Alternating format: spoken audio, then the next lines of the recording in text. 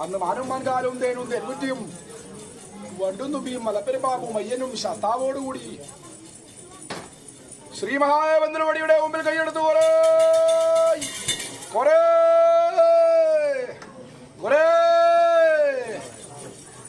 തലവിളി കേട്ടുപോലെ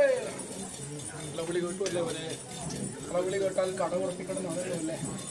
എല്ലോ ആയാടുന്ന മോട്ടാരിക്കുന്ന ആ മുഹൂർത്തത്തിനകത്ത് ഒരു ദിക്കുന്ന മറ്റൊരു ദിക്കിന്റെ അകത്തേക്ക് തലവിളി കൊടുക്കുന്ന കാലത്ത് ഇവിടെ തയ്യാറായിട്ട് നിൽക്കുന്നതാണല്ലേ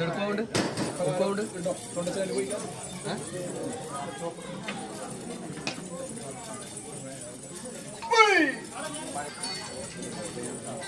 അന്ന് മാനും മാൻകാലും തേനും തെൻകുറ്റിയും വണ്ടുത്തൂട്ടിയും മലപ്പെരുപ്പാമ്പും അയ്യനും ശസ്താവോടുകൂടി ശ്രീ മഹാദേവന്റെ നോടിയുടെ മുമ്പിൽ കൈയെടുക്കുന്ന കാലത്ത് അന്നേരത്തോ ഒരു അവസ്ഥ വിശേഷിച്ചു എന്റെ ശ്രീ മഹാദേവന്റെ നോടി എന്തിനാലേ പൊതുവ